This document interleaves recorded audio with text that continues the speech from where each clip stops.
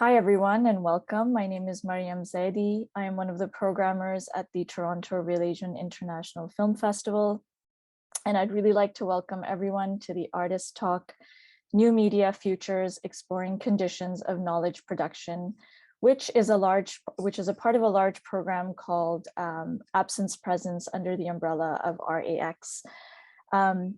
This program and this panel specifically seek to reintroduce Real Asians audiences to the seminal multidisciplinary Toronto-based festival known as Desh Pardesh, which ended roughly 2 decades ago, but left an everlasting impact on its organizers and its audiences. The festival programmed works and conversations about feminism, class, sexuality, access, disability, race, caste, imperialism, and capitalism, centering the voices and experiences of underrepresented and marginalized voices within the South Asian diaspora.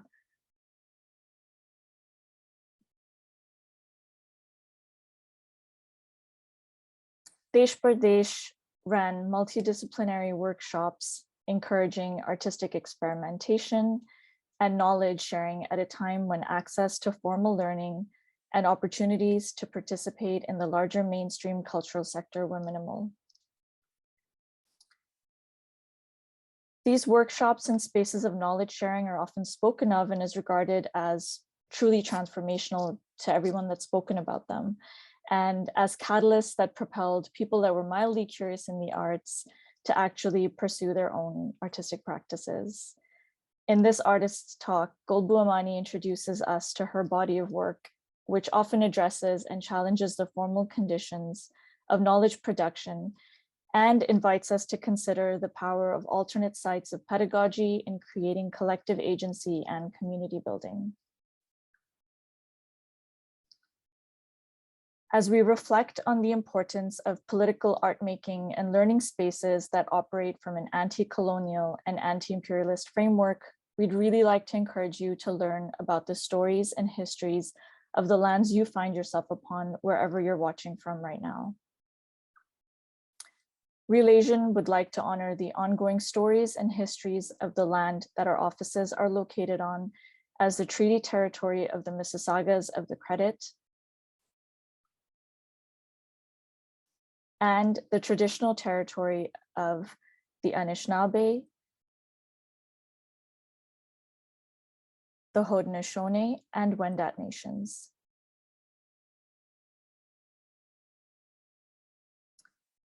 This territory is covered by the Dish with One Spoon Covenant, a treaty to peaceably protect, share, and care for the land together.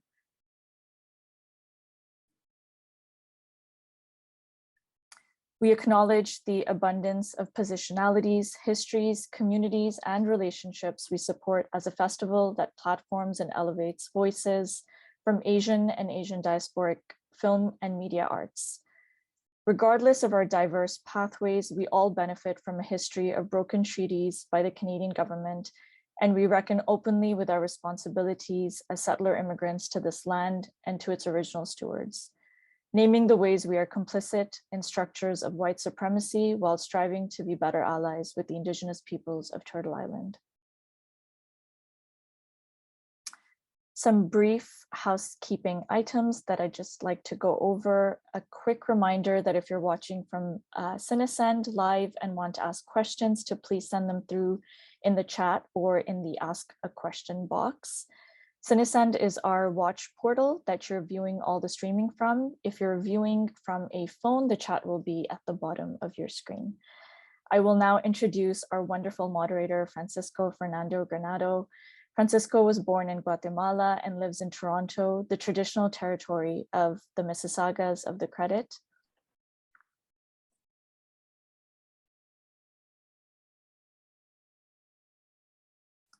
The Anishinaabe, the Chippewa, the Haudenosaunee, and Wendat peoples. Through a range of media that extends from performance and installation to publishing and public art, he works with abstraction as a conceptual strategy to create projects that challenge the stability of practices of recognition. His work has developed from the intersection of formal painterly training, working in performance through artist-run spaces, studies in queer and feminist theory, and early activism as a peer support worker with newcomer communities in Vancouver, the unceded territories of the Musqueam, Squamish, and Tsleil-Waututh peoples. This layering of experiences has trained his institutions to seek site-responsive approaches, alternative forms of distribution, and the weaving of lyrical and critical propositions.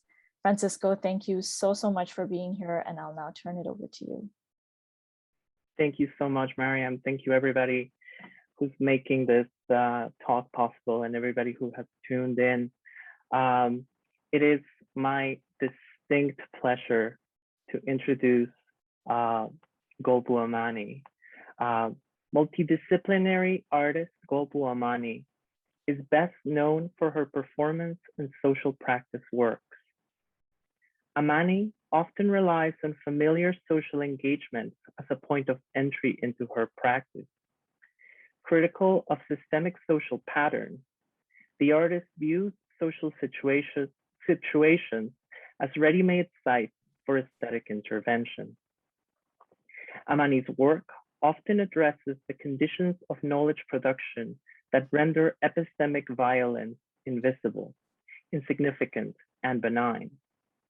By expanding sites of pedagogy to include the streets, backyards, homes, public transit, and other places, Amani intends to produce non-hierarchical pedagogical experiences that speak to collective agency and egalitarian epistemology.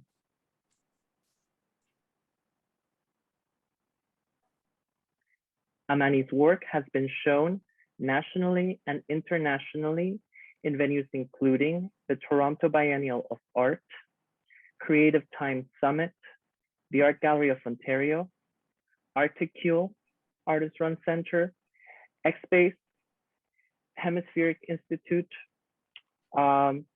Union Gallery, Blackwood Gallery, Rats 9 Gallery, Rhubarb Festival, Fado Emerging Artist Series, Transmuted International Festival of Performance Art in Mexico City, 221A Artist Run Center, and the Live Biennial of Performance Art. Welcome, Golbu. Thank you. Thank you for that introduction, Francisco. And thank you to Mariam and the folks at Real Asian for inviting me for this conversation. I'm very happy to be here. Thank you. I wanted to begin by taking us about 13 years back. You and I met in Vancouver during our undergraduate at Emily Carr, during a wonderful summer course taught by Christina Lipodesva and Avat Akavan.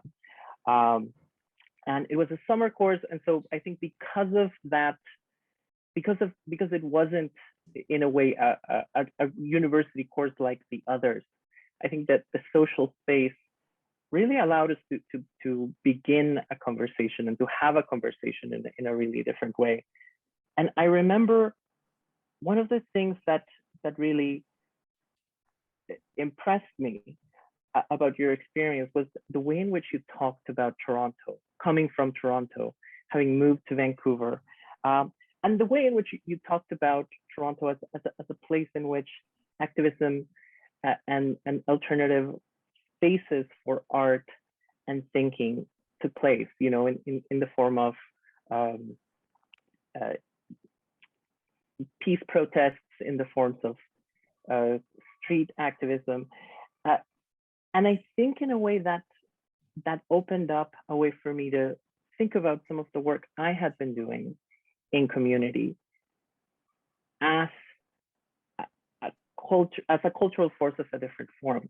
Can you talk a little bit about that move? Can you talk about, you know, I remember you were actually a photography student, or focused on photography, at least technically at the time. How did you come to think of your practice in the sense of that move? Yeah. So prior to moving to Vancouver in the fall of 2007. I had been part of a really thriving community of creatives. I wouldn't necessarily say that they were capital A artists, although there were artists in that group as well. But there was this situation in Toronto where real estate, especially commercial real estate, was very cheap and very accessible. And in fact, there were folks in Kensington Market who were literally asking young creatives to come take up space in Kensington. And so I was part of a community of young folks at that point. Many of us were in our early 20s, trying to build a community or a sense of community that was independent of everything that was sort of formal and organized, as a way of creating an inclusive space. In Kensington at that time, there was a bookshop called Uprising, which was an anarchist bookshop. And eventually that bookshop stopped being like an anarchist bookshop and was sort of taken over by this group of local creatives. And we took over Uprising in this very community-centered kind of way. And so, artists sold their goods. We organized in terms of political organization in this space. But the space also housed parties and events and art shows, and even became a place where people could spend the night, or moms would drop off their kids, and we would sort of, it was a safe space for us to kind of exist and experiment and create. It was like an ad hoc shop, like a zine and CD shop, as well as an event space. And as I said, there was a lot of things that happened there, and there was a lot of just unconventional learning and experimenting that was happening in that space. We were taking up space in a very different kind of way. So when I moved to Vancouver, one of the first things that struck me was how privatized Vancouver felt. And this was Vancouver leading up to the Olympics. So there were a lot of concerns and conflicts around space and access to space.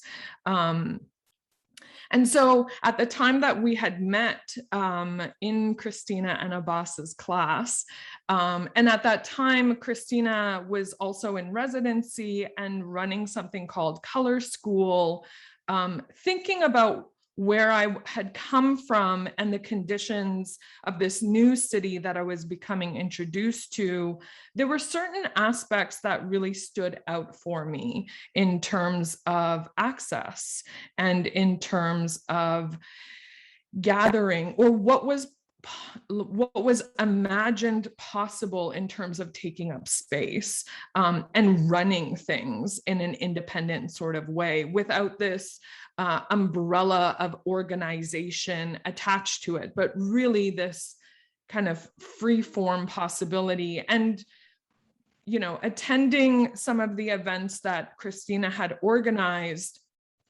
I felt a little bit of that in Vancouver. And so there was definitely a connection built there in terms of imagining what, taking what I knew was possible in Toronto and trying to reimagine it in this new space that I was in the city of Vancouver. How did you come to sort of think about it within your role as an artist? Like you said, I came to Toronto, I came to Vancouver kind of studying and majoring in photography.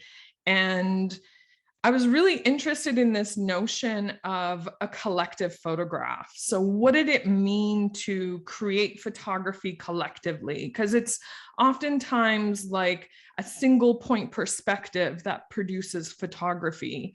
And so I was really interested in, experimenting with the possibilities of collective photo making. And that, took a whole bunch of different shapes in my undergraduate. But as I moved towards collective photo making, as I was being influenced by the folks around me and sort of even yearning for the kind of community that I had left in Toronto, I really started thinking about social practice. And I really started thinking about how things can be made together and what space that can take up in art making that wasn't necessarily under the umbrella of, working under a collective per se, but again, sort of had this like free form ad hoc feeling to it. So really less organized and more experimental in terms of collaboration. Mainly because I felt like formulated collaborations did the same things that institutions did. And I was really interested in what other possibilities there were for collaboration. And this way of thinking takes you to your first school outside of a school, which was the Hammock Free School. Can you talk to us a little bit about how that came about and how you brought a lot of these intuitions of interfering into the aesthetic sphere with these less formalized collaborations as a school? Yeah. So, in the sort of tail end of my studies at Emily Carr, I was studying under Christina Lee Podespa. I was studying under Margaret Dragoo, a fantastic performance artist. And so I was thinking a lot about performativity, but also thinking about landscape, and really at a point where I am building relationships in Vancouver. When I left art school, when I finished, there was still this desire to learn more, but rather than learn in an institutional way, to glean from the people around me, which, were fascinating and brilliant. And one of the first people that really kind of came to my attention, and I believe it was through you, Francisco, was Heidi Nagdegal and the Hammock Residency. And I attended a number of Heidi's events because they ran these incredible social practice events, and reached out to Heidi, sort of interested in connecting with them. And that resulted in a 2.5-month residency at the Hammock Residency. I'd spoken to Heidi about wanting to do an ambitious social practice project and turning the Hammock Residency, which took place in a 2-story home in East Vancouver, just off of Commercial Drive, turning that whole space into a school, including the backyard, the front porch, and even the parks nearby, and programming educational opportunities where folks could teach and learn in a kind of very free way, both financially, accessible in terms of not having to pay to take a class or a workshop, free in the sense that anyone who taught a workshop was told that they can kind of do whatever they wanted to, and to use it as an experimental opportunity to play with teaching and education. But also free in terms of how people moved in and out of that space, that they could participate as much or as little, they could witness, they could collaborate. because I really wanted to explore this idea of freedom tied to education. It's not necessarily something that I had experienced on my own up until that point. And so there was this real desire of trying to figure out what freedom in terms of knowledge production really felt like, and what happens when we carve out that sort of space. Ultimately, what happened was about a month and a half of brilliant workshops. I think we hosted about 2 workshops a week, oftentimes hosted by local artists. But there were also folks who weren't artists who were asked to come into this art space and think about workshopping through an aesthetic experience or an aesthetic lens. And so we had folks like urban farmers come and teach workshops there. I think the workshop that stood out for me the most in that entire experience was a workshop that was hosted by a young person at that time who was 7 years old, and by the name of Eddie. And I'll just sort of like share an image of Eddie, if that's okay. But yeah, I feel like Eddie really understood what was happening. He approached me at some point and asked if he could, whoops. Sorry about that. Give me 1 second. No problem. Let me try that again. There we go. So Eddie asked if he could teach a workshop. We had flyered the community with little flyers,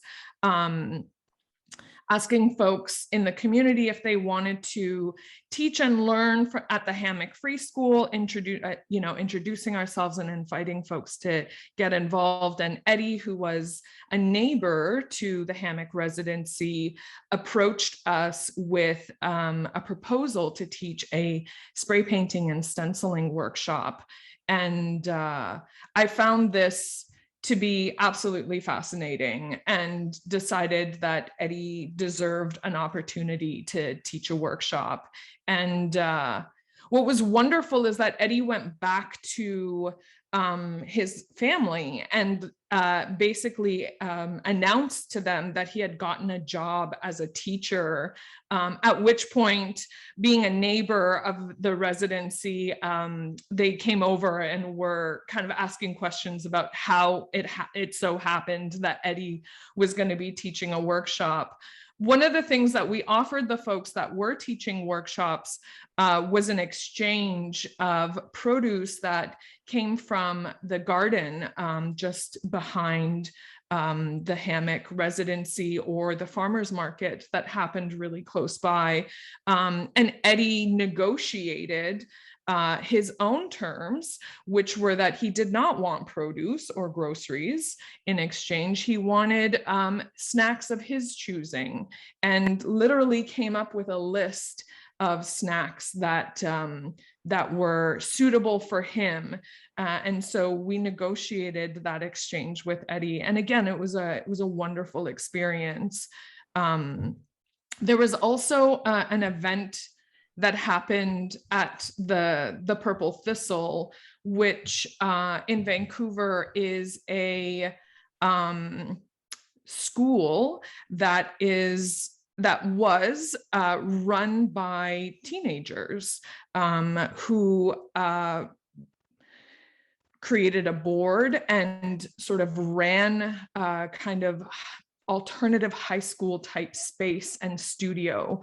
When I approached the Purple Thistle as another free school in the community to collaborate, I had to pitch my proposal to a board of youth who were rigorous in their questions and their feedback of, their consideration of whether or not they wanted to partner and collaborate with me. And again, that was a wonderful experience. That's not something that I had assumed would happen in my process, but it really got me thinking about what kinds of schools already exist, or what kinds of spaces of teaching and learning people take up already.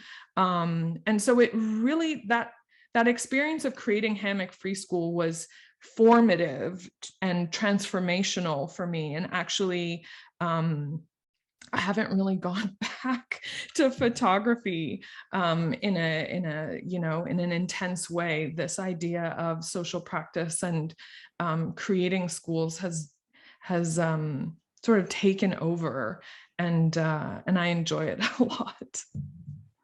Well, and it sounds like the insight of the notion of a freedom of education and the notion of not taking for granted the exchange, what the exchange is in that educational relationship, that thing that at that point might have been a kind of seed or an insight. You moved back to Toronto to do your master's at U of T, just a couple of years behind me. We also shared, Gobo and I shared the exact same education, and I'm very, which is why I think maybe it makes sense for us to be, oh, sorry, there's a siren going by.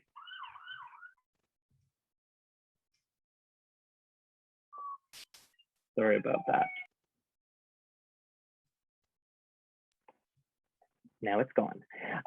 We share the same education, and I think I can now see that is really the kind of intervention both into the aesthetic space and into the educational space.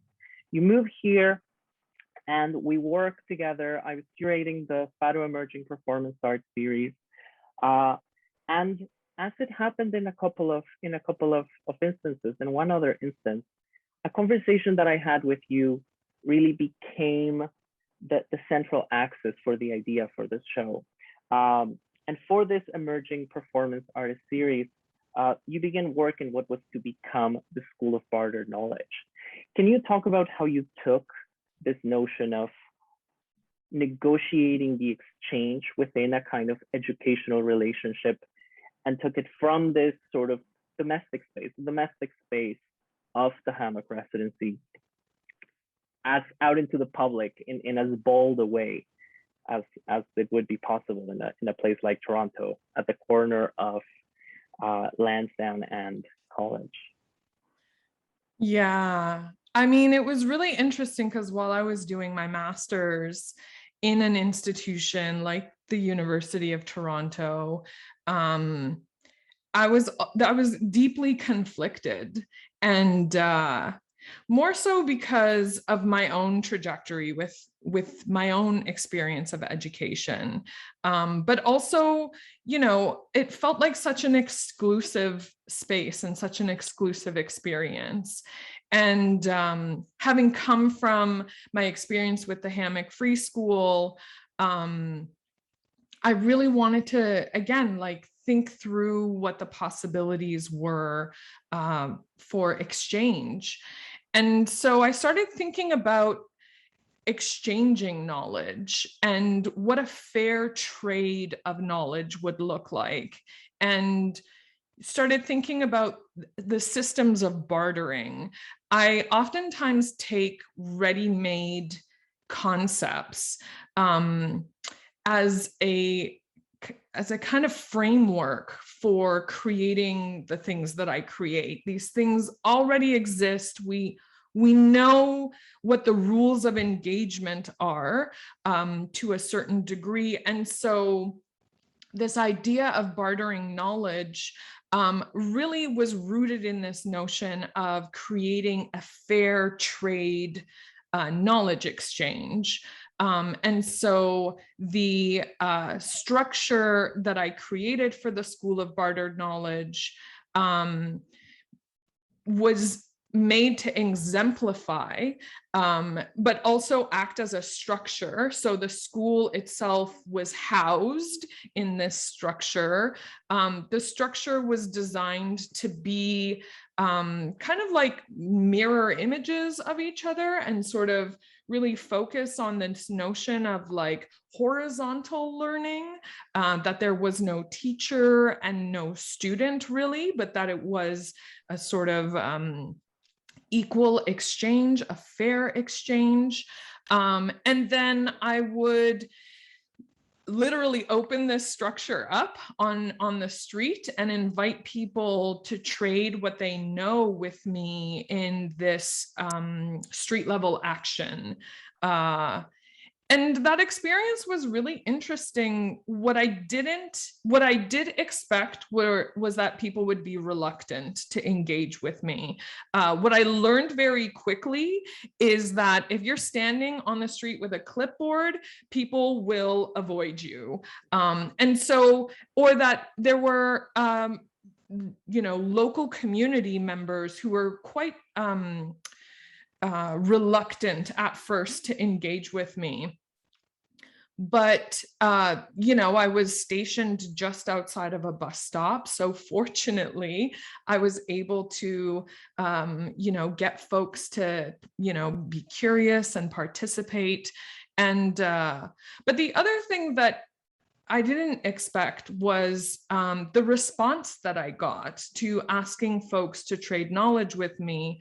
And I want to say 9 out of 10 people would respond by telling me that they didn't know anything, or they would share their incredibly complex educational experiences as a way to kind of like,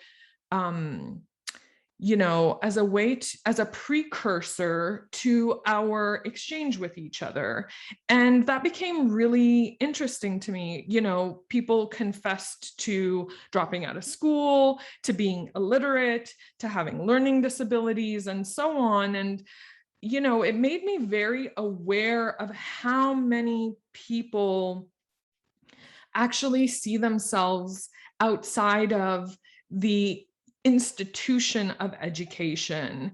My desire for creating the School of Bartered Knowledge came out of this personal conviction that the most important things that I've learned in my life happened at the kitchen table school, with folks in very casual conversations, that the lessons that happened at kitchen table school were, casual and accessible, but also tied to survival in many, many, many ways. And, and therefore foundational or formative or transformative for almost anyone who is learning through life and not necessarily in an institution. One of the folks I encountered was a person who told me that they did not have access to education because they were a refugee multiple times and a migrant most of their life. And we talked about that. We talked about what knowledge is valued and what knowledge is not given as much value, and spoke about how the know-how of survival is incredible knowledge that isn't necessarily valued in an institutional space, especially if it's coupled with illiteracy. So it became a very interesting experience to negotiate not just the knowledge itself, but really negotiate our expectations of what school is and what the possibilities for school are, but also to hear from so many people how they felt like outsiders when it came to school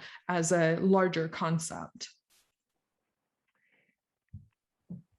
In realizing I think one of the things that's striking me hearing you talk about this now, even though I know the project quite well, is the fact that it seems like you went from sort of radically opening up the notion of what the content of the knowledge could be, right? To a certain kind of insight of the silences and the omissions in education, barriers to education. I mean, having come to Canada as a refugee and doing this work in facilitating peer support groups for other refugees and immigrants, one of the things that is often not spoken about, perhaps even as a way of keeping people in what certain structures of power feel like is one's place, is the colonial relationship. The colonial relationship is naturalized as knowledge, maybe made invisible as, and certainly turned into curriculum. One of the things that really makes colonial violence remain and be so hard set is that it is sort of made into something that everybody is supposed to know. Right around the time that we were working on that project, I remember walking down Kensington Market and you having the kernel of an idea, of an intervention into the Settlers of Catan game. And over the course of many years, many conversations, and what, to me, the thing that I've learned from it is a radical flexibility and a radical rethinking of authorship and the notion that an artist is there to make decisions about where the work goes. You created Unsettling Settlers. What can you tell us about that project? Well, I want to preface this, I want to preface this conversation by saying that my own experience with education was very complicated and, very violent, actually, as a child who was an immigrant, but also as a sibling to a person with disabilities. I was pulled into and witnessed to all kinds of violence perpetrated on to us as very young people. And so from a very young age, I knew that there was this possibility of violence being embedded into education. And even though it took me a very long time to find the words to describe that experience, and to even just find people that believed that a childhood experience of education could be incredibly violent, I think especially now there is far more understanding about what the potential harms of systemic institutionalized education for young people can be. And what I want to say is, while it's incredibly horrific, it never sort of surprised me as an adult because of my experience as a young person. So I think my critique of institutional spaces is very much part of coming to terms with the experience that I had in pedagogy as a young person, or the kind of pedagogical violence or epistemic violence that I experienced. Not just pedagogical in terms of like what happened at school, but epistemic also in terms of like our knowledge not being valued. So in our contributions, even as young folks, not being valued. So our perspective, our lived experience, and so on. And then add severe ableism on top of that, and the experience that I witnessed of witnessing my sibling move through the education system really, informed my understanding of what institutional spaces are capable of in terms of harm and violence. So when it came to thinking through unsettling settlers, I was first introduced to Settlers of Catan, and being a bit of a gamer, at least a board gamer, I was, totally entertained by this board game. But at some point, it became obvious to me that games being pedagogical tools, that this game, Settlers of Catan, was teaching us something, even in the delight and entertainment of it. And when I asked myself, what is Settlers of Catan teaching us really? The answer was to be more effective settlers. And being in this time and place and having learned what I have learned about being a settler on this land, I really set out again to use this game as a potential ready-made for talking through and learning new strategies for being in this place. So Settlers of Catan is a landscape with a very specific narrative, and in order to dominate or win in this environment, you have to play by the rules of the game. Christina Lee Podeswa is the first person who introduced me to Pierre Bourdieu, and I followed up with reading even more Pierre Bourdieu and thinking through the sort of expanded field and the rules of the game and what it means to be an insider or outsider within this field. The process of making Unsettling Settlers was a long and slow process.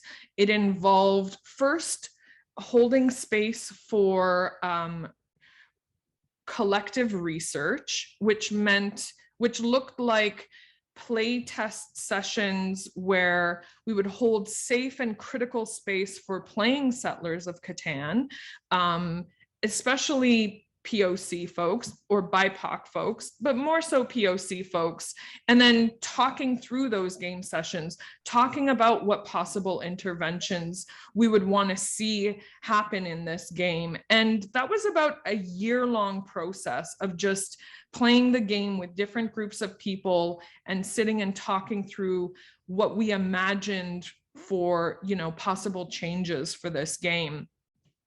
And then producing a prototype and beta testing that prototype for another year with hundreds of people playing the game and offering feedback about the game. And then finally, it being produced into an artist multiple and circulating as an event where folks play the game, and also circulating as this artist multiple. And for me, it goes back to that that question that I had as a photo student, which was how do we collectively make a photograph? And when it came to Unsettling Settlers, I was really thinking about social practice from the research and development. So what does it look like to engage in social practice from the research and development stage of making an artwork, so that it's not this ready-made framework that folks engage with, but it's actually in the formulation of the work itself that folks have a say.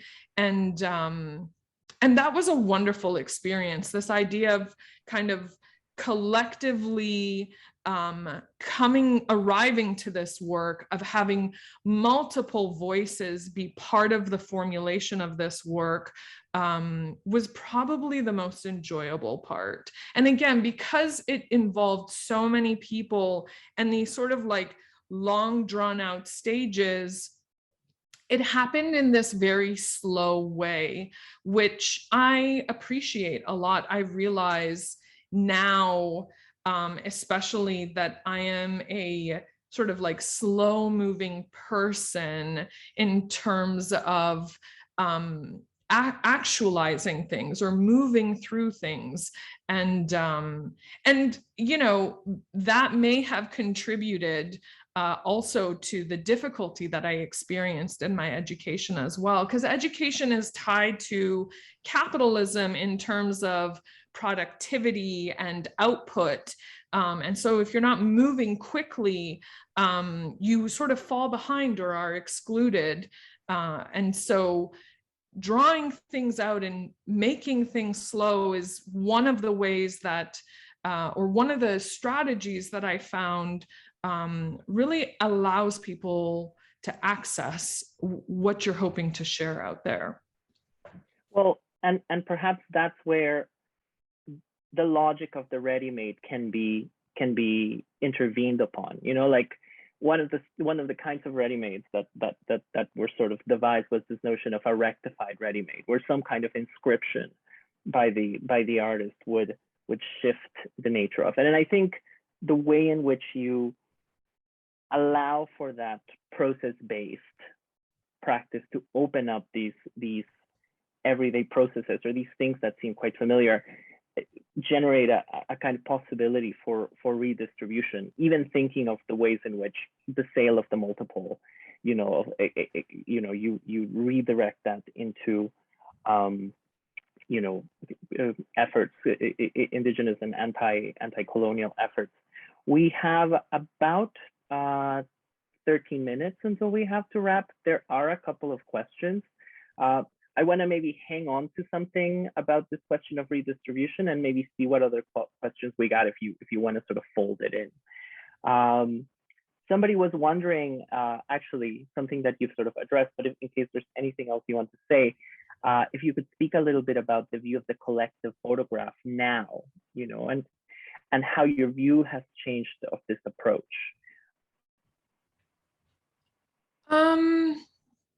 That's a good question. You know, when I was working through this idea of the collective photograph, I was appropriating images from the internet. I was asking folks to co-create images with me. I was, you know, initiating certain visual conversations, and then folks would sort of jump on board and contribute to those conversations. And I feel like what's happened is that there's been an evolution. I think I've learned to trust the collaborative process more.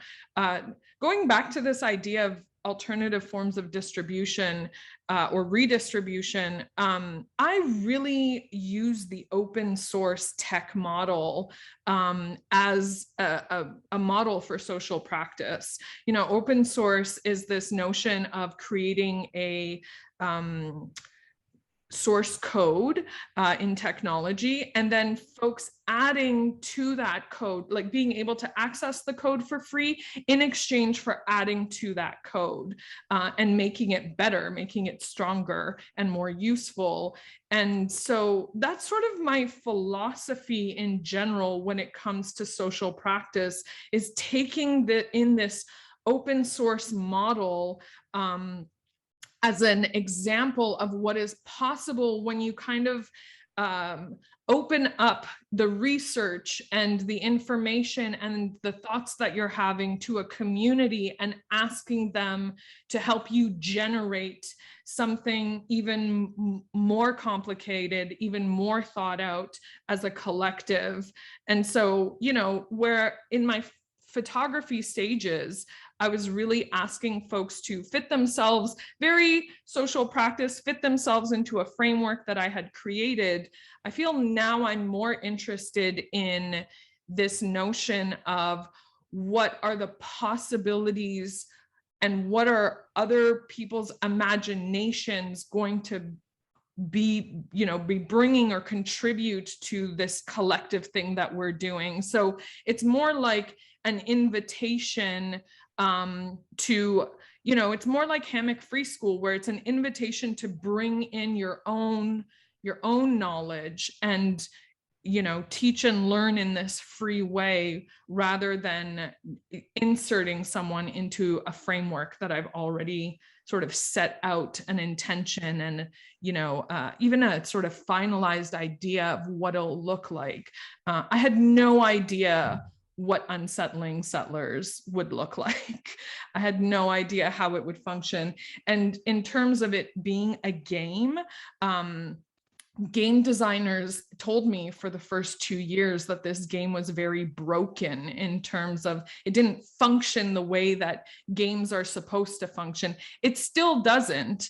It still, disrupts the expectations that gamers have of what a game is supposed to look and feel like. So I would say that that's sort of the shift that I've made. Well, and in a way, thinking of the sort of multiple nature of photography, or this notion of, and even thinking of the context of Real Asian as a film festival and the reproducibility of it, it sounds to me like your work becomes a proposition rather than a model. Looping it back into ideas of the open source. Another question that we have is, you spoke about aesthetics when it comes to creating spaces of knowledge production and the importance of aesthetics. Can you elaborate on that a little bit? And can I add something to that question, kind of from my bag? I think for me, the thing about having come up through and having in fact sort of been able to make myself an artist by working in community, working part-time in nonprofit doing community development, I've always felt like my critique of sort of brand name social practice was that, at some point it felt like there was a certain tension between the artwork and the process, or the artwork and the community. And it was very easy for an artist who claims social practice to sort of throw the community for the sake of the artwork, for the aesthetic, for the aesthetic to determine what the process is. Whereas when we were working in community, and especially when you work in community for the sake of your own survival, for the sake of making spaces that you don't have elsewhere in your life, all that matters is process. Mm-hmm. So yeah, can you elaborate on this notion of the aesthetic, particularly when it comes to the broader field of social practice, and how I feel you do things a little bit differently, or well, actually a lot different?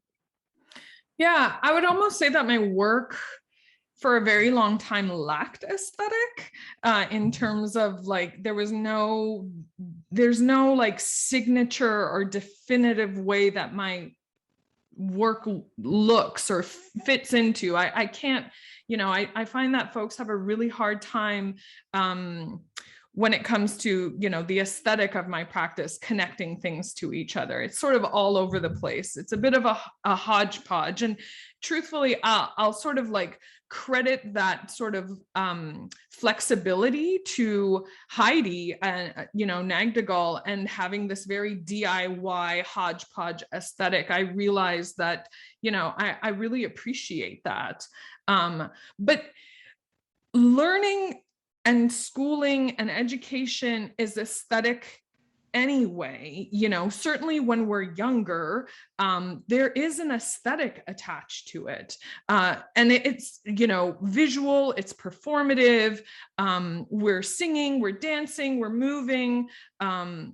And it's all tied to learning. When I was learning my, my heritage language as a young person, not living in my, my homeland, I learned everything through song and through art. And so I knew, again, at a really young age, that aesthetic was part of the learning experience.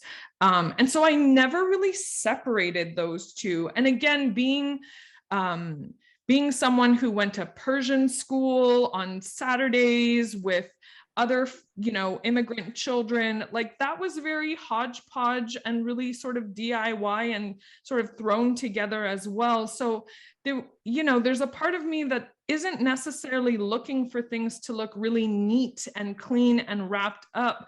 I kind of like it when when my work is sort of riddled with flaws, it kind of takes the ableism out of it. It kind of leaves space for improvement. It leaves space for imperfection. And I really enjoy that. I think that that's more important than a sort of fine-tuned aesthetic, at least in terms of my social practice. But the other thing that I want to say is, all of the tools of education are tied to aesthetic practices. When we think of things like games, they're totally aesthetic experiences. And when we arrive to games, even though they're learning tools, and we're learning to do things and condition ourselves in certain ways, we're doing it in a performative way. We're arriving ready to perform as our avatar, as our character, as our gamer self. For me, what is sort of important in that aesthetic experience is acknowledging how much teaching and learning, or how much education, is actually care work, and trying to find how that is related to also joy and enjoying ourselves through that process as well. I think that there is the multiple has an aesthetic, but if you have the multiple, you'll also notice that there are flaws, and there are funny little things built into that aesthetic as well, so that it's not this neatly packaged something. It's always, for me at least, I'd prefer things to be rough around the edges. I'd prefer for people to imagine how, in that open source process of things, what they would contribute or how they would improve something. So this idea of making it perfect, even for myself, works against my desire for people to imagine their involvement. And that is perhaps the shift from a kind of more modernist idea of an aesthetic as a seamless thing into, every single thing that disrupts that smoothness, in a way, is a point of entry, if I'm understanding you correctly. Yeah, I really like a messy process. I like to get my hands dirty, but in this way of meeting folks, and again, like playing with the possibilities and allowing somebody else to take over for a moment, and giving many people opportunities to take over and imagine how they would want this work to look, and then actually implementing that into the work, so that it's not just this like theoretical contribution, but that folks can invest in a social practice experience where they actually see what they've invested in the work itself. That's the other thing, is like, to me, social practice only makes sense if the outcome reflects all of the authors that were part of that practice, rather than this idea that, again, like that I'm some kind of puppet master and that I know what's going on before it's even going to happen. It's a little unnerving to not know what's going to happen, but it's also part of the adventure and the excitement. And just to go back to what Desh Pardesh was doing and Real Asian honoring the work that they were doing, it was ad hoc. It was, calls from community that really sort of shaped, what that experience was for the folks that were organizing and involved in Desh Pardesh. And I think that organic structure and that sort of like fluidness to moving forward is what made it magical. That's how I felt about that space in Kensington Market and Uprising. It just happened, and then things kept happening, and it felt magical because we had no control over it. There was no one really directing where things would go. And I think that there is some magic to sort of like doing things in a collaborative way, that where we're not quite sure where we'll end up, but we know that we're committed to this journey together. I think that's a beautiful place to end. Magic and possibility. I want to thank you so much for joining us today, folks out there. I want to thank you, Golbu, for this wonderful conversation. We hope to continue this conversation on Real Asians Forum on Discord. If you aren't on the Discord yet, there is a link in the chat, and there will be a QR code posted in a moment. You can scan the QR code to fill out a brief survey as well. Again, thank you, Golbu. Thank you, Rana and Tanya from Toronto Sign Language Interpreter Services for the backend support. Thank you, Samir, Mimi, and Joe. Just a reminder that Real Asian is still going on until November 19th. You can learn more about all the programming available and how to buy a ticket at realasian.com/festival. Thank you for joining us today. Hope you take care, and thank you again. Anytime I get a chance to talk to you, I'm happy. Thank you so much. Thank you to Real Asian and Mariam and our ASL signers and our live captioners. And to you, Francisco. I've, again, thoroughly enjoyed this. Thank you. Thank you, Mariam, as well, yes. Thank you, everybody. I think we're at 6, so I think that's it. Have a great day.